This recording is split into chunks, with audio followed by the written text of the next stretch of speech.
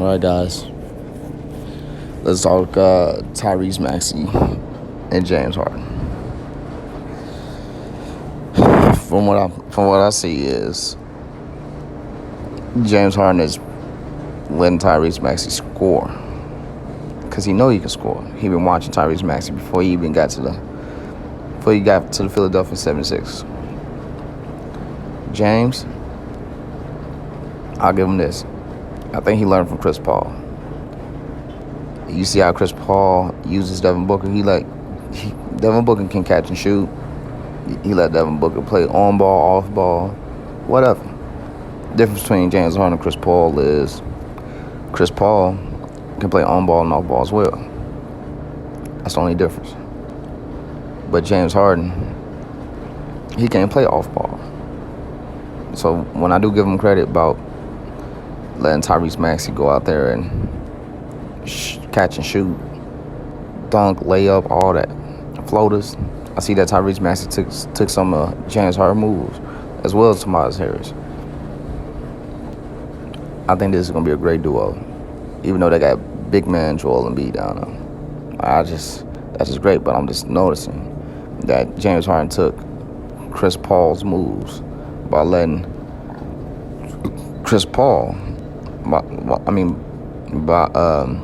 James Harden took the move of Chris Paul by letting his shooting guard, like Devin Booker, catch and shoot, throw lobs, things like that. So he took Chris Paul's move. Chris Paul was letting Devin Booker do all that. Now James Harden saw somebody in Tyrese Maxey who he can let catch and shoot, do the same thing. Boom. And I wasn't going to talk about him. I already talked about him. So let's get to Karl-Anthony Towns. Anthony Edwards. Yo, dude. Did I see this coming? Yes. I'm going to be honest. But I just didn't say anything, man. I saw this duo coming, man. I just knew they just needed the playoffs. And I had a feeling that they was going to use Anthony Edwards to be the guy to offset everybody. Because they were expecting D'Lo to shoot. They were expecting Karl to shoot. They were expecting, everybody else but Anthony Edwards. And I saw a little bit of, how can I say, a defensive cat in him, like, I don't know, maybe Michael Jordan, Gary Payton type shit. And if I'm wrong, let's say Chris Paul, fuck it. But then I also seen Paul Pierce in his jump shot. When how smooth he let the game come to him. And he was just lighting that bitch up. He was lighting that motherfucker up. He slowed down the game. He actually pushed the tempo. I love what I saw from this man. I loved every moment. They should use this man more often. When Karl-Anthony Towns, because they thought if they could double team Cat at the fucking perimeter from the 3-point line, from the mid range, that they was gonna stop everything. That's where they fucked up at. I knew they was gonna use Anthony Edwards and let this man go all the way the fuck off. All the way off. We get to DeMar DeRozan and Zach LaVine. From what I've been told, Zach LaVine, he has an injured knee, so I don't even know why he's playing. It's never a good thing to play on an injured knee. Look, we had, let's say back in the early 2000s, we had Grant Hill. He played on a broken ankle. And you think, I'm just saying, with all this low management that's happening in the league, and all these players that's sitting out like Jamal Murray can come back, but he's sitting out right now. Michael Porter Jr. can come back, but they sitting out right now because they want to make sure that they're good. They want to work on their bodies and shit. This man, Zach LaVine, is hurt, and he chose to play. If you want to fuck up his career, that's fine. But I personally like you, Zach LaVine. I personally like you, dude. I personally like you, man. And I feel like you're the future for the Bulls. Besides DeMar DeRozan. DeMar DeRozan, I never looked at him and said, you know what? When the playoffs hit, I knew he was gonna get us through the regular season the whole time. I never looked at him and said, you know what? That's the guy I want to lead our team. I never said that. DeMar, you can't lead the team, bro. You're not that guy. Zach LaVine, I thought you was that guy. But I gotta see what you look like without that injured knee, man. Fuck. And DeMar. DeMar, man, what the fuck? DeMar, dude. You took 10 shots. You missed 10 fucking shots. And I'm watching you in the fourth quarter. I swear to God, I'm watching. You missed 10 shots in a fucking row. Easy ass mid-range shots. You missed 10 fucking shots. Then not only that, you went to the rack against Giannis twice, and he blocked your shit. You didn't learn from the first time. I don't even know why you even challenged this nigga at the rack. You knew he was gonna block your shit. Everybody knew he was gonna block your shit. You missed 10 fucking shots in a row, dude. 10 fucking shots in a row. I'm watching the game. I swear to God, in the fourth quarter, I'm watching the fucking game. This nigga missed 10 shots in a fucking row. And I'm like, is this nigga gonna stop shooting? I thought he had passing in his fucking bag. The nigga didn't even pass the ball not one time, bro. The man didn't even, I don't even think he averaged over 4 assists that game. Nikola Vucevic was putting in more work than this nigga, man. Nikola Vucevic was smacking threes, taking Giannis down low, making the nigga foul out. That's who the fuck they should have used instead of using this dumbass nigga DeMar DeRozan, who fucking obviously chokes in the playoffs.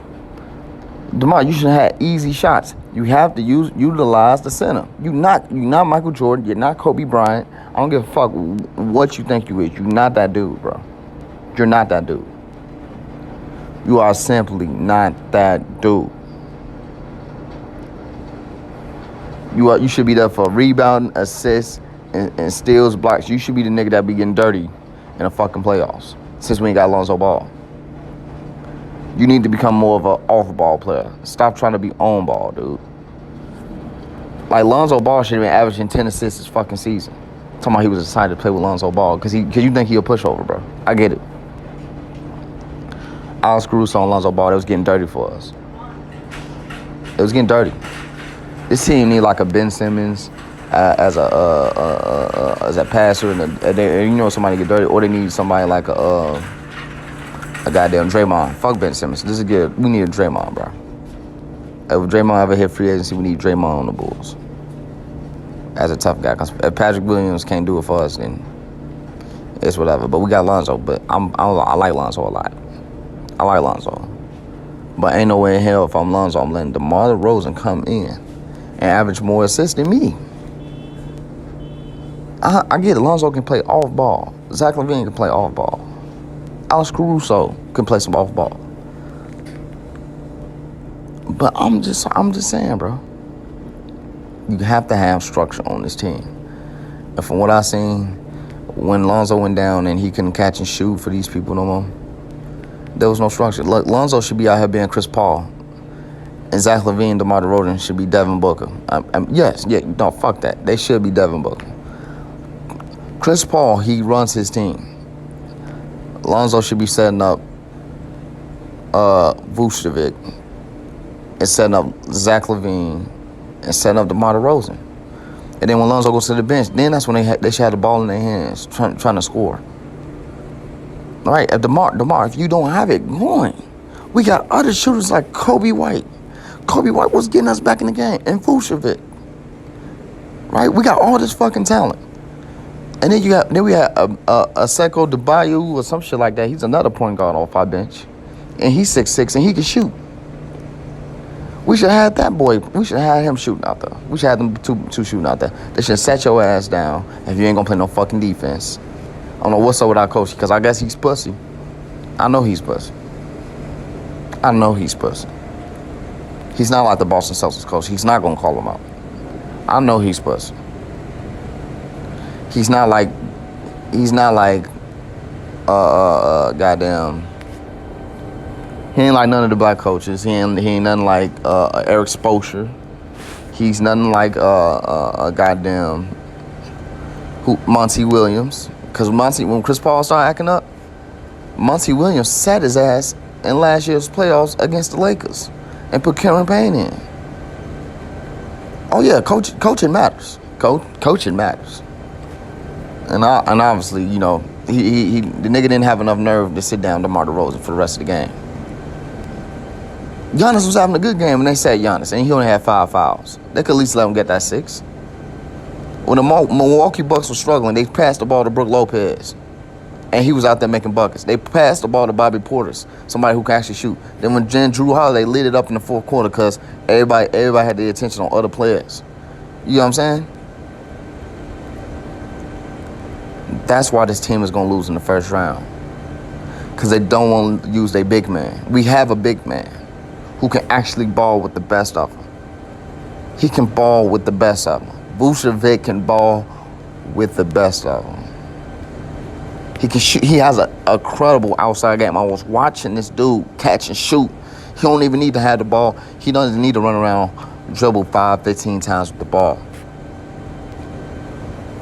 He doesn't need that shit.